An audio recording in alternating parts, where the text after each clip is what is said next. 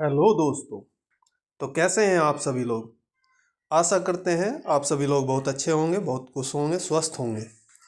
तो दोस्तों, आपका बहुत बहुत स्वागत है study with Kasania sir YouTube channel में, जहां हम सीखते हैं जीएस को बिल्कुल बेसिक से।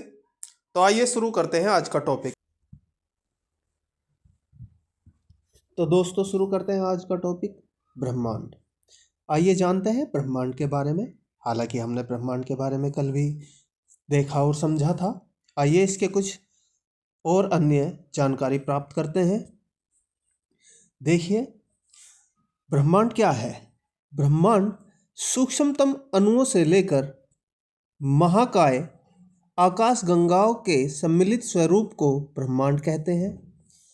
इसके बारे में क्लॉडियस टालमी एक वैज्ञानिक हुए हैं, जिन्होंने 140 ईस्वी में सर्वप्रथम ब्रह्मांड का नियमित अध्ययन किया और उन्होंने बताया कि पृथ्वी ब्रह्मांड के केंद्र में स्थित है और सूर्य और अन्य ग्रह इसकी परिक्रमा कर रहे हैं।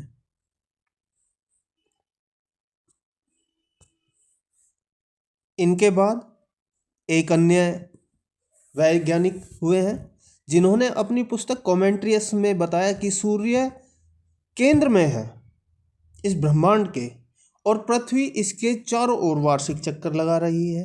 जबकि इनके बाद अगले वैज्ञानिक विलियम हर्शेल हब्बल ने 1925 ईस्वी में बताया कि सौरमंडल आकाशगंगा का एक अंश मात्र है। इनके बाद एक भारतीय हैं, वराहमिहिर। इन्होंने 6वीं शताब्दी में बताया था कि चंद्रमा पृथ्वी की परिक्रमा कर रही है और पृथ्वी सूर्य की परिक्रमा कर रही है। देखिए, समझिए। इनके बाद जॉन्स कैपलर ने ग्रहों की गति के नियमों का प्रतिपादन किया। इन्होंने बताया कि ग्रह किस प्रकार से गति कर रहे हैं। आइए समझिए। ये स्क्रीन पर देखेंगे आप, एक वैज्ञानिक है जॉर्ज लेमनतेर।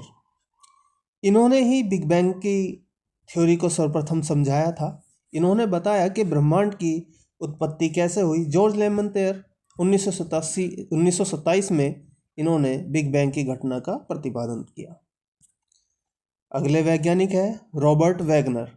रॉबर्ट वैगनर ने इस बिग बैंग की थ्योरी को 1967 में विस्तृत रूप से समझाया और ब्रह्मांड की उत्पत्ति की जानकारी दी।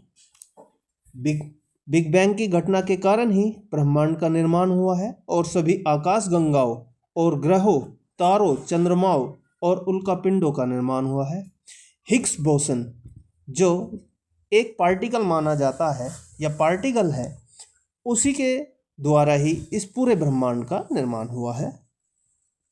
आइए समझते हैं, ये आकाश गंगा जो इस ब्रह्मांड में है, ये किस प्रकार से कार्य करती है या किस प्रकार से घूमती है। आइए इसके बारे में समझते हैं, इसमें क्या क्या होता है। देखिए, आकाशगंगा तारों का एक विशाल पुंज होता है। इसमें 98% भाग तारे और 2% भाग धूल, गैस और हैड्रॉन होते हैं। हमारी पृथ्वी जिस आकाशगंगा में है उसे दुग्ध मेखला कहा जाता है।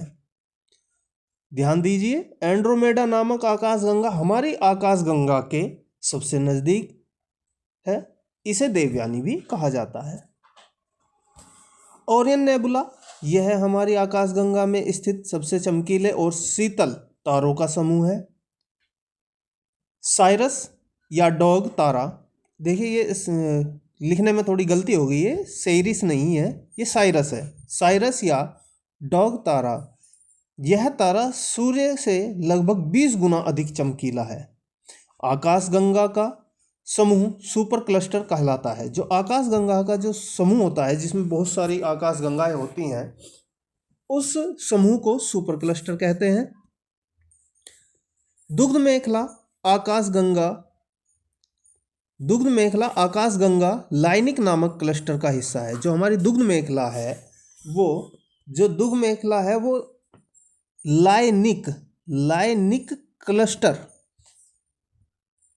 का एक हिस्सा है। आइए समझिए दोस्तों, आप स्क्रीन पे देख पा रहे होंगे हमारी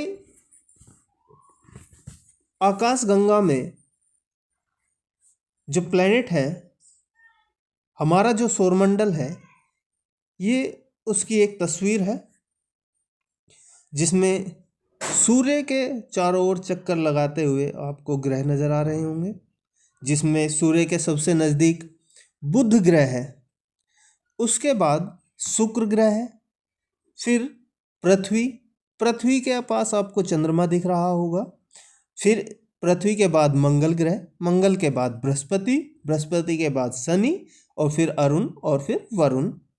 इसी प्रकार से सभी ग्रह एक दूसरे के साथ लगे हैं। आइए समझते हैं सूर्य के बारे में। सूर्य अपने अक्ष पर पूर्व से पश्चिम की ओर घूमता है। सूर्य वैसे तो एक गैसीय पिंड है जिसमें हाइड्रोजन की मात्रा 71% है और हीलियम की मात्रा 26.5%, और जो 2.5% है वह अन्य तत्व हैं। सूर्य की जो आंतरिक संरचना है, स्क्रीन पर देखिएगा, ये आपको दिखाई जा रही है, स्क्रीन पर देखिए। सूर्य की संरचना में जो सूर्य का सबसे मध्य बिंदु होता है उसे कोर कहते हैं। उसके बाद रेडियोधर्मी क्षेत्र, यहाँ अधिक मात्रा में रेडियो कार्बन रहते हैं। आगे देखिए, इसके बाद संवहन क्षेत्र होता है, इसके बाद प्रकाश मंडल होता है। जो ये प्रकाश मंडल है इसी से ही जो प्रकाश निकलता है।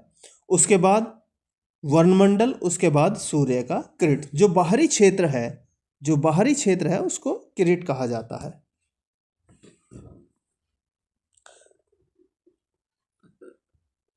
सूर्य की आयु लगभग 5 बिलियन वर्ष पुरानी है। सूर्य के प्रकाश को देखिएगा, ये गलती से यहाँ मिस्टेक हुआ है, ये प्रकाश है, यहाँ सूर्य का प्रकाश, ये सूर्य का प्रकाश है। सूर्य के प्रकाश को पृथ्वी तक पहुँचने में कुल 8 मिनट 16 सेकंड लगते हैं। सूर्य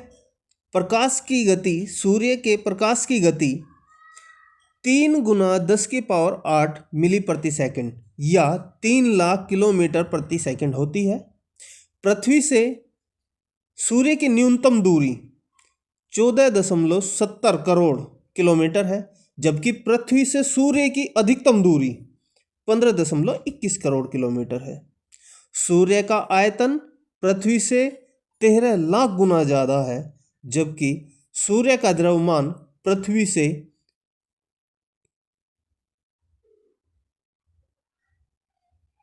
33,02,000 गुना ज़्यादा है।